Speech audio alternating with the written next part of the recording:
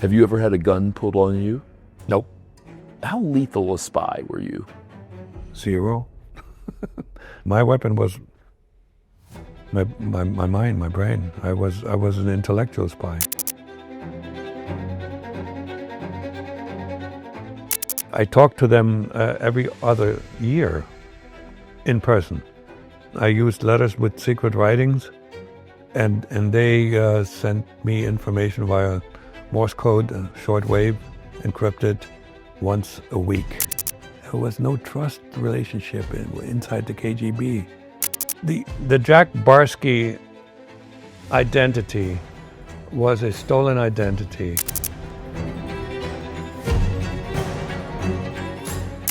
And I loved her so much that I defied the KGB when they ordered me to go back home.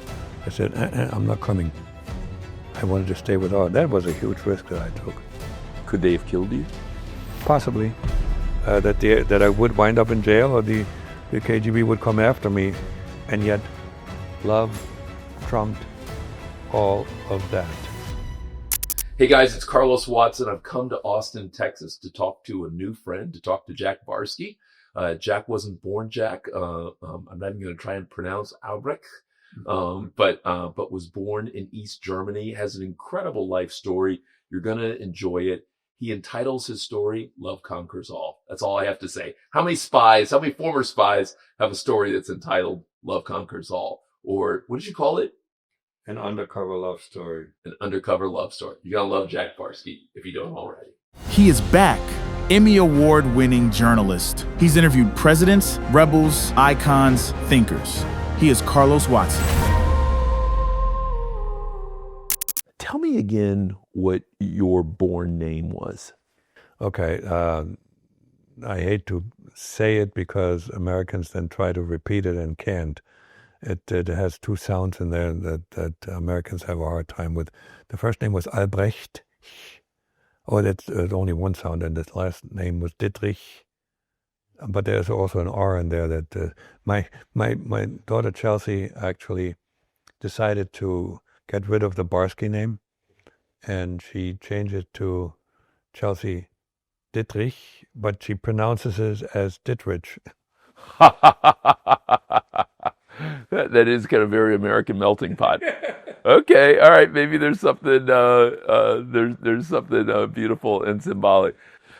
How lethal a spy were you? 0.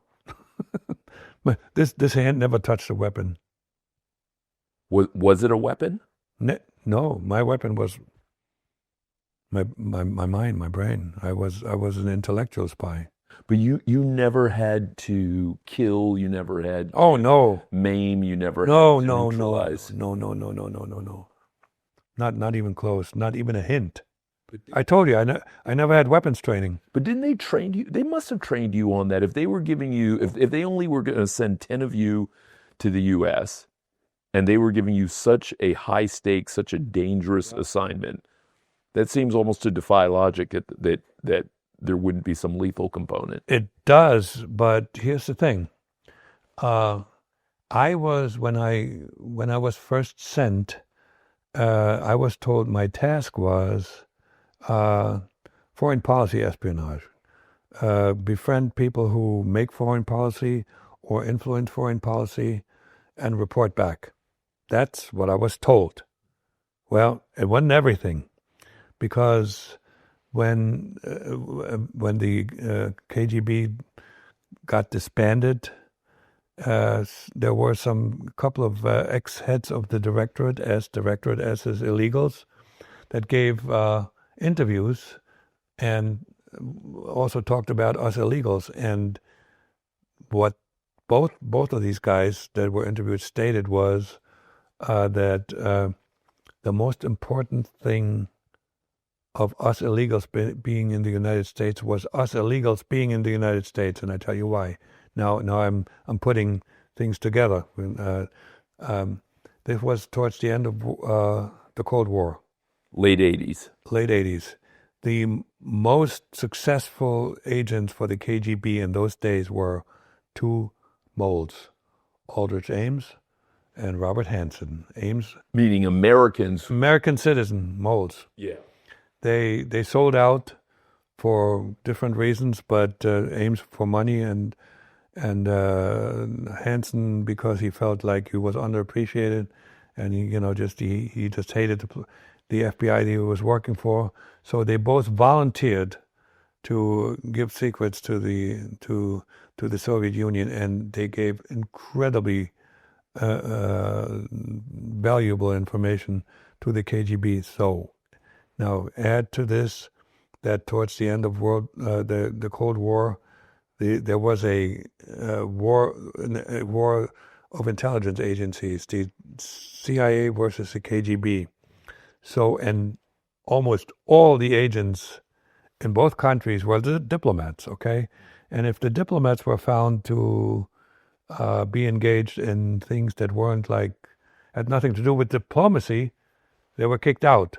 And then the other side kicked one of our people out, and back and forth and back. And there were situations when 3 or 4 diplomats were kicked out. So the then president and ex-head of the KGB, oh, no, I forget his name. Hold on a second.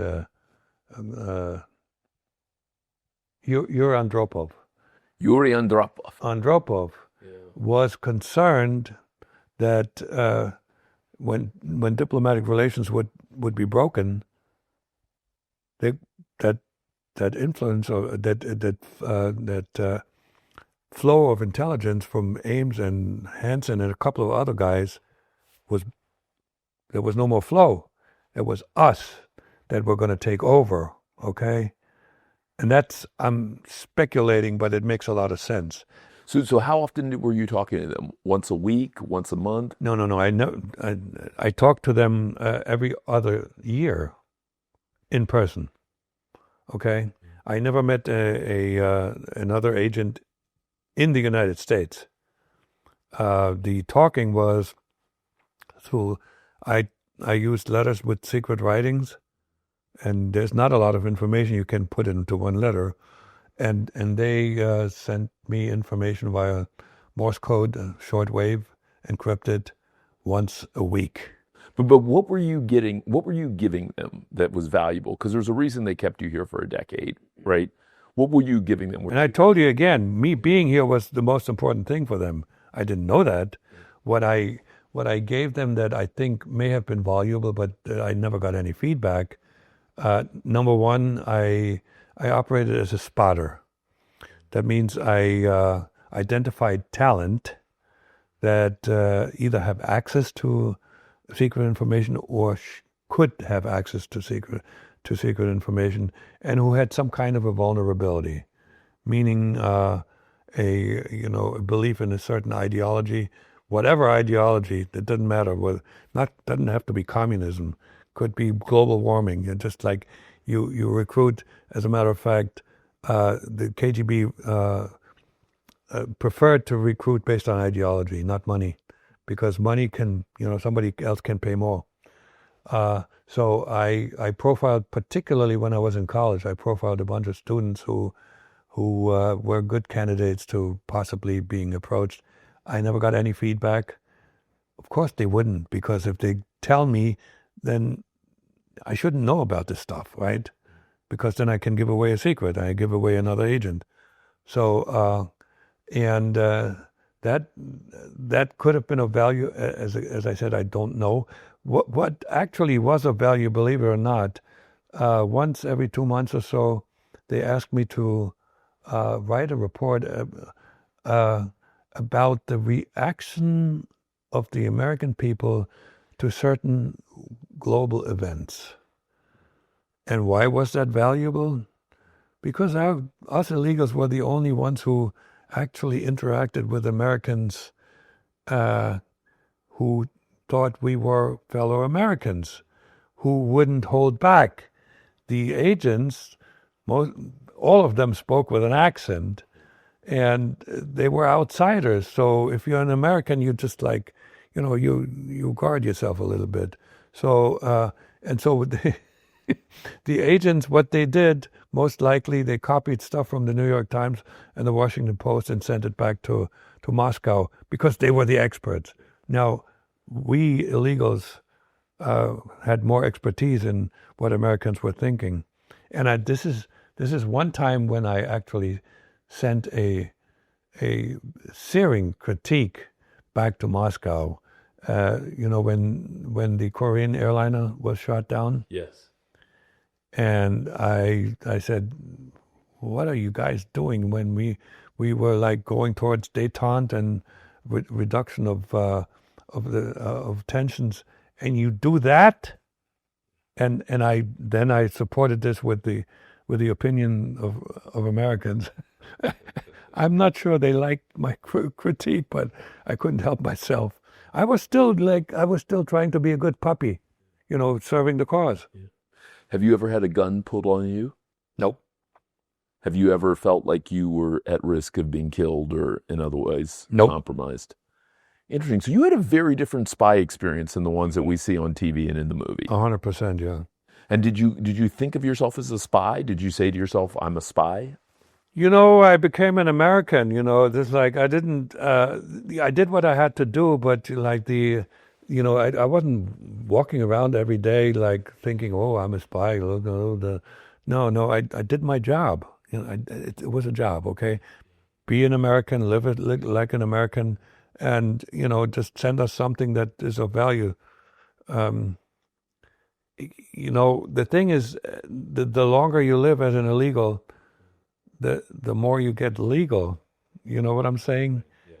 And that is why they eventually wanted me back home, because the life of an illegal is limited, because if we do our job really well, we want to stay. Jack Barsky is Jason Bourne. Kinda. Former KGB spy. He's lived a hell of a life.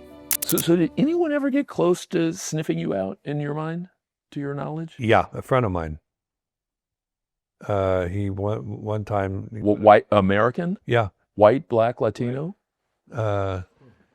Very, very sharp guy.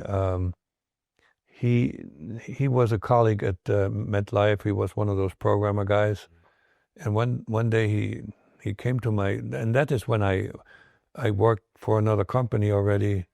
And he was a vendor for that company, and he walked into my office and he says, "Jack, there's something about you that doesn't make a lot of sense. It just doesn't compute. And now I'm not going to dig any further. I'm just telling you, one of those days, maybe I'll find out." And he was the first one I told when I came out of the closet that he was right. There was an instinct somehow. But did he know? Had he actually done, as a computer researcher, computer programmer, he hacked around and he... No, there was just this instinct that possibly because of the way I expressed myself, my accent, whatever, or possibly when I didn't talk a lot about my past in the U.S., right? But the police never hauled you in to interrogate you? No, nothing. Or you never... No. Your handlers never said, "You're getting hot. There seemed like there was a problem." Nope. It was only at the end when somebody apparently must have told them there's an illegal who is in danger of being arrested, and they thought it was me. Something like that. That's that. But other than that, nothing. No. The answer to all your questions is no. So the FBI approached you what year? Yeah. Oh, God. 10 years after I quit. So 88, 2008, I believe, roughly in that neighborhood. Okay, so 20 years after you quit. No, 10. So you quit in 88, and they approached you in 98? Or they approached you in 2008? 98, I'm sorry. Bad math. So they approached you in 98? Yeah. Interesting. But this... I may be wrong. I would have to look it up. But okay. But the 60 Minute story, though, doesn't happen until 2015. That's correct. So many years go by. Yeah, and I'm in Germany, and and Richard had to come to my house, and wow. Yeah, I had to be in upstate New York at that time. So I have a file because I keep forgetting the dates. I have. Did you get fired from your job?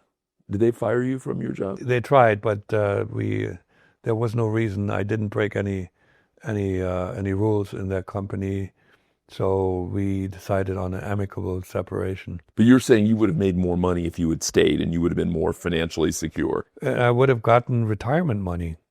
And you ended up not getting retirement. And nope, I got Social Security. So that's why one of the reasons I'm still working, but it's not, I would be working no matter what, okay? Because I love what I'm doing. I love to share what I learned from this life. When one of my favorite sayings is, if you lived as long as I have lived and have had such a variety of life, and you have been going through life observant, conscious, if you're not wise at that point, the word wisdom has no meaning. So I'm not bragging about it. It's just like it happened to me. And I have so much to share with individuals as well as groups. I give keynote speeches, and I do mentoring. Would you ever consider being a spy? Yeah, I feel like that'd be fun. Yeah, low key. Yeah. I would. I just don't want to get caught. But it'd be fun. Yeah. You may or may not have perspective on this, but I have sat down with former directors of the CIA. I've sat down with heads of state and others, and I've always been kind of interested in intelligence agencies. Who do you think has the most talented intelligence service in the world? Do you have a perspective on that? The Mossad. You think the Mossad is the most talented intelligence group? Yes, and they also have a huge advantage in that they have Arab nationals in their ranks. Say more. The same way that East Germany, the Stasi was so successful in invading West Germany. There's no cultural difference. And East Marcus Wolf, are you familiar with that name? Yes. He had agents in the highest ranks in the West German government, and I guarantee you the Mossad has insiders amongst the enemy for sure. And actually, the old the communist Cuban intelligence network was very, very good in that respect. They sent them over here and they integrated in society, and you never knew. It's interesting. Countries that are small and that feel surrounded end up developing strong intelligence agencies, you're saying, meaning Cuba and Israel. Yeah, and that's important for survival, particularly, we're talking about Israel. I mean, they're surrounded by enemies, and it's amazing how they have persisted and most likely will persist beyond like the enemy's lifespan. How talented is the CIA, do you think? I'd rather not say, because the only CIA people that I know are retired CIA, and they're good friends. But they missed the end of the Cold War. They missed 9/11. Everybody did. Everybody missed the end of the Cold War. 9/11, I don't know. Yeah, and I think the problem is with the CIA is that they have gone rogue more often than not. For instance, the overthrow of Allende in Chile was uncalled for. And there was a couple of other things like, going rogue, it means, special ops, like it's not intelligence gathering. And I think that very often backfires. Interesting. And so when I hear you speak English now, maybe it's because I know where you're from. You hear a bit of an accent. I hear more of an accent than meaning if I had met you and you spoke English this way in the late 70s or 80s, I would know that you hadn't been born in the U.S. I would know that you hadn't been born in upstate New York. Did you sound the same way? No, I was born in New Jersey. Oh, so you use more of a New Jersey? You use no. The Jack Barsky identity was a stolen identity. That Jack Barsky was a young man who passed away at the age of 5, and a diplomat, a KGB agent who operated in Washington D.C., found a gravestone in a Maryland cemetery, and believe it or not, he was able to acquire Jack Barsky's birth certificate, authentic. Okay, there's no forgery involved, and this is who I became, Jack Barsky, and that Jack Barsky was born in New Jersey. And so did you adopt, like, do you sound the same today as if I had met you in 1995, I 1985? don't think so. First of all, I'm not as careful trying to pronounce 100% correct. Secondly, I've lived in this country for too long. As far as my ability to express myself, English is significantly better than German. Significantly better.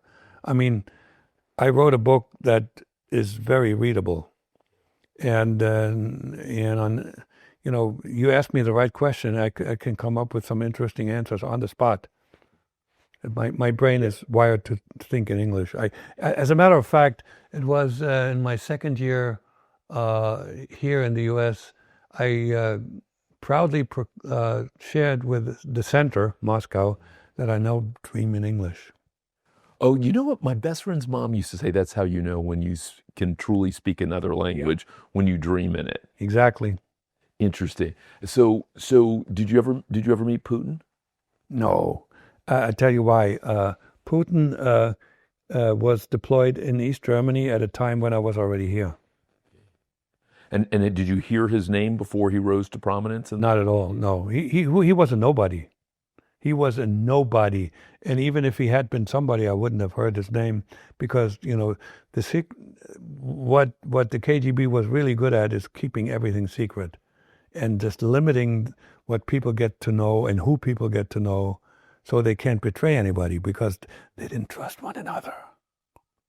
There was no trust relationship inside the KGB. Probably because they saw all the crazy things that we all do behind the curtains. Yeah. So Vladimir Putin, let me volunteer that, was not a super agent. That is the tale that he spins, and he allows others to spin. Now think about it, and this is just pure logic. He was trained with a bunch of other people, and he was very good acquiring the German language. Now, if you have a really good agent, during the height of the Cold War, where do you send him? To East Germany? At Dresden? He operated as a bureaucrat, okay? You send a German-speaking agent in those days, you would send him to Austria, Switzerland, West Germany, or even to the UK as a diplomat. He was a liaison to the Stasi, and I got that logic that I applied was confirmed by an ex-boss of his, Oleg Kalugin. Oleg Kalugin still lives in the United States. He was in charge of counter-espionage at the first directorate, that's espionage, and Vladimir reported to him at one time, and I met Oleg, and Oleg had nothing good to say about Vladimir as an agent. Really? Yeah. So when you look at Putin now, what do you ascribe his success to? Oh, first of all, when he was in the KGB, he was an outstanding networker. He knew instinctively the value of a network. And so when the Soviet Union fell apart, there's a lot of ex-KGB agents who wound up in important positions. He was a very good networker. He was also a very good organizer. And Russia, post the USSR, was chaotic, particularly under Yeltsin. Yeltsin was a horrible president. And so Putin started working with, I forgot his first name, Sobchak, who was the mayor of St. Petersburg. and did really well organizing things. And he was always very careful not to make any enemies. Stay in the shadows, appear to be not dangerous to anybody. And so when Sobchak suggested suggested to Yeltsin to hire Vladimir, Yeltsin took him, and Vladimir did the same thing. You're just in the background. And when Yeltsin was forced to retire because of health reasons, he appointed Vladimir. You know why? Because Yeltsin had dirt on him, and he knew that Vladimir wouldn't come after him. And when Vladimir took power, he showed his true colors. The first time he did a major action, he put some oligarchs that didn't want to play ball in jail.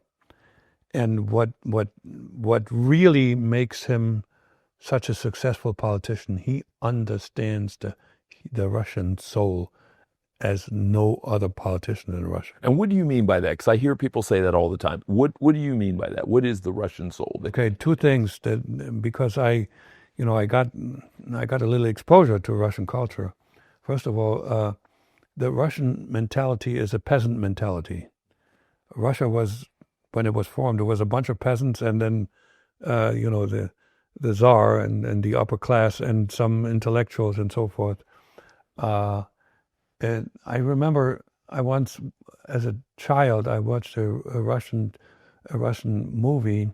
It was a silent movie, and the hero was one of those giants, and the giant was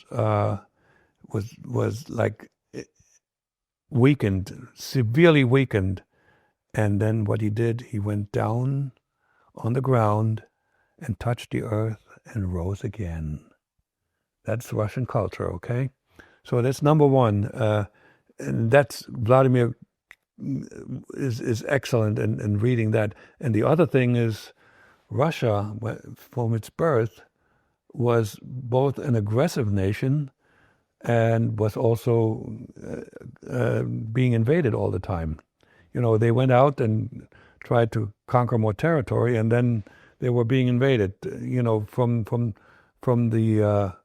From the east, the Mongols; from the south, the Turkey; from the north, the Vikings; and then from the west, we got Napoleon. And so the Russian soul has a mentality of being besieged all the time, and this is what Vladimir plays extremely well. When he talks about Ukraine having a bunch of Nazis, there are Nazis in Ukraine, but they don't rule Ukraine. So and the bottom line is he has been elected multiple times, and these elections were partially fraudulent, but the people vote for him, this guy, and they're still supporting him now. And they support him, you're saying, because he represents a strong Russia? Yes. But are they also living better now today than when he first started? No, they don't. In the cities maybe, but as soon as you go out the country, 50 miles outside of Moscow, St. Petersburg, some of these villages don't have electricity. Still? Yes, still. Yeah. But the whole idea that the Russians always wanted a strong man to protect them from the invasions coming from the outside, and so this is what makes Vladimir what arguably the most successful politician in recent history in the world.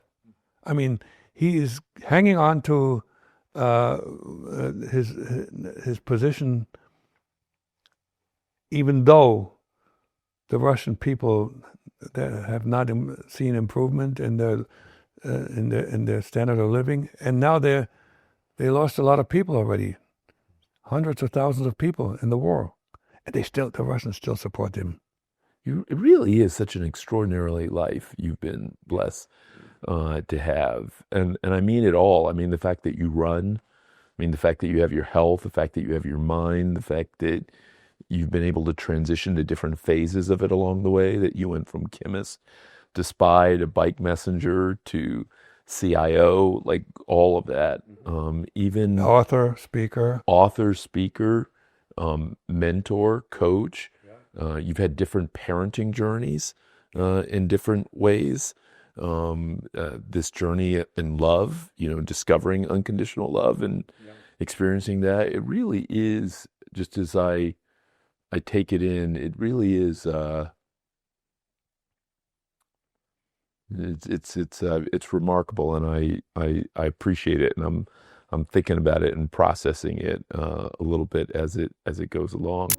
Hey, I was fascinated by my conversation with Jack Barsky for so many reasons, but one of the things that I've never heard him talk about, not in the 60 Minutes conversation, not any of the other interviews, is the fact that he fell in love with black skin and only ended up marrying black women. Now, I gotta say, he's got good taste, but it was fascinating that no one's ever asked him about it. And what a fascinating conversation we ended up having.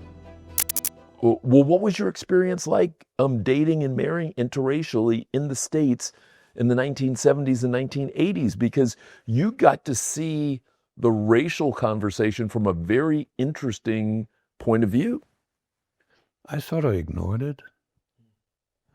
Okay, my first girlfriend was a black woman.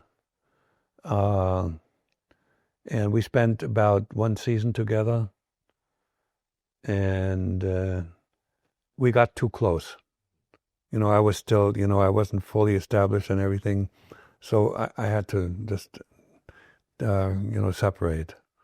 And then I went to college in the U.S., and I chased after every exotic-looking girl, and I struck out every time because they were too young for me, right? And then what happened was the Village Voice ad actually yielded somebody who was very attractive. And it's a young lady from Guyana. We met in Greenwich Village in a restaurant. Oh, she was so good looking. And she was sweet and wonderful. So we dated, and then we became an item. But you know the story, don't you? She was illegal. Okay, and she asked me, "Could you marry me?" I said, "Huh? Well, I married a guy already. I paid him $10,000, and here I am without a green card. I'm still illegal." So I did some research, and I said, I had documentation at the time. I had a driver's license. I had this birth certificate, and I had a social security number. So I filed for her. I married her, filed for her, and then she decided to make it more permanent. I told her that, once you get the green card, we're going to get a divorce. I'm not the marrying kind. And she decided otherwise. She got pregnant on purpose. And that's when this one was born, the one in the middle there. Beautiful Chelsea. Beautiful Chelsea, beautiful child. Changed my life. Changed my life. This woman not knowing what she did, and this child obviously had nothing to do with it. She just was there, right? But her presence made a human being out of me. You understand, a human being, a good human being, needs to understand what unconditional love is. And this girl couldn't give me anything back but a smile. And I loved her so much that I defied the KGB when they ordered me to go back home. I said, I'm not coming. I wanted to stay with her. That was a huge risk that I took. Could they have killed you? Possibly, if they had interpreted my refusal to obey the order as a defection. But I took care of that by telling them that, I got sick. I was infected with HIV/AIDS. You told them that? I told them that, yeah. Did they believe you? You bet. I didn't know that at the time, but I have evidence. Like my German son remembers that there was a KGB guy notifying my German family that I died from AIDS. As a matter of fact, a high school classmate of mine who worked in the archives, German archives, found that I'm still listed as having died, Albrecht Dittrich, having died in 1988. I'm still dead. The German of me is still dead. What a hell of a way to move. Well, there's I have the distinction of having been resurrected twice. Jack Barsky died, and that's Jack Barsky is here. I mean, it's a stupid joke, right? And the German is still alive. Yeah. Right. He's as was that Monty Python? He says, "I'm not dead yet," and so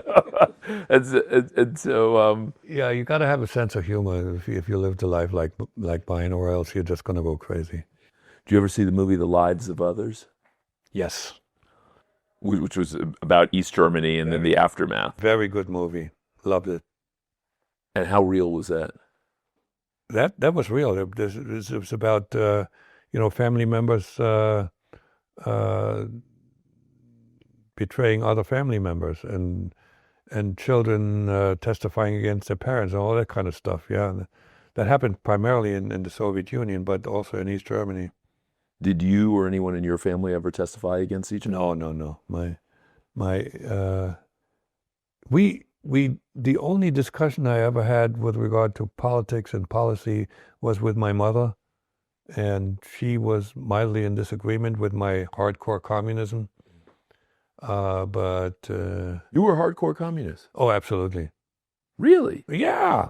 How can you not believe in the communist ideal that everybody can get along, and we free all the oppressed people in the world from the oppressors? There were enough examples of oppressed people. Now, what we were taught, that there were a lot of oppressed people in the West, in the Western nations, that was false. There were some. When I came to the U.S., I noticed that early on that this was a falsehood. That doesn't mean there weren't and there aren't people that are being exploited in this country, but it's not systematic. Thank God, not yet. So for people who are watching, what is going on? What is this? It's a protest for the killings that ICE is doing in Minneapolis. Yeah. We're out here in Austin saying, we don't tolerate that here in Austin, here in Texas. Do you think change, like in your heart of hearts, do you think real change can actually happen? Yes, I do. You do? I do. Why? Because I truly, at my core, I believe that love will always win. Like, yes, right now it is very hard to see that, but there's love all around us. There's love here between us. There's love with you guys. Yeah. There's love here. We don't know each other, but there's love here, and I can feel it. Yeah. So I believe at the end of the day that will win. Love is greater than fear. Wow. What are the two? If you do think about it, I mean, you were born in 1949, shortly after the war. Yeah. You were born the same year as Meryl Streep and Billy Joel, Lionel Richie. Oh, Richard Gere, all those guys. Benjamin Netanyahu. All of you guys were born in 1949. How did you know that? How do you remember all that? Just curious. I've always loved kind of years and as you said, you called them patterns. I've always loved patterns and things like that. What are your 2 or 3 biggest pieces of life advice? Like if literally your kids were here, your 5 kids were here, 3 boys, 2 girls, and if you knew that this was going to be the last conversation. You were asking me the same question that a young lady asked me when I gave a keynote speech at Microsoft headquarters. After we were all done, she raised her hand and she asked the same question. What's the biggest lesson? And that was the first time somebody asked that question. I had to think about it for about maybe 10, 15, 20 seconds. And then I came up with the only good answer that I could possibly give, and love conquers all. And I forgot his name, there's a interesting philosopher who I just caught on YouTube talking about instincts and love and all this stuff, and this fellow says love is the most powerful weapon that you have. And in my case, I lived it, and I wasn't aware of it when it happened. And when you think about the love you've had, I don't want to put words in your mouth, which is why I'm asking you, even though I think I know some of the answer to this. I'm sure you do. Where have you had love? The true love is unconditional love, and that is when I fell in love with this girl Chelsea, because as I think I said it before, I wasn't even aware how much I loved her when I was had to make the decision to leave her or stay. And leaving her would have been nothing but good for me. I had received the second highest decoration of the Soviet Union 2 years prior of them calling me back. I was in good standing. I had money back saved. I had a family in Germany. And everything over there was good for me. And everything over here, staying here, was risky, high risk, that I would wind up in jail or the KGB would come after me. And yet, love trumped all of that. And that's when I said love conquers all. I mean, I couldn't have had a more important decision to be made in my entire life. And so I'm now living my life distributing love to the extent I can. And I treat people lovingly regardless of whether they deserve it or not. And I tell you why. If I make my love that's in here dependent on somebody else, then I'm losing control over what's so important to me.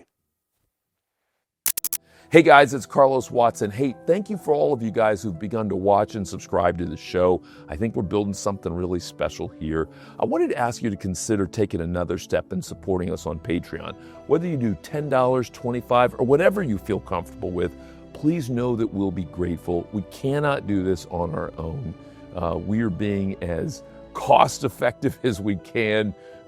We are flying overnight flights. We're staying in motels, but we want to bring you the best and most interesting stories, and we need your support. We need your active help to do it. So please don't delay. Don't say you're going to do it another day, another week. If you're serious about this podcast, if you're serious about this kind of independent journalism, please support us today. I'd be enormously grateful.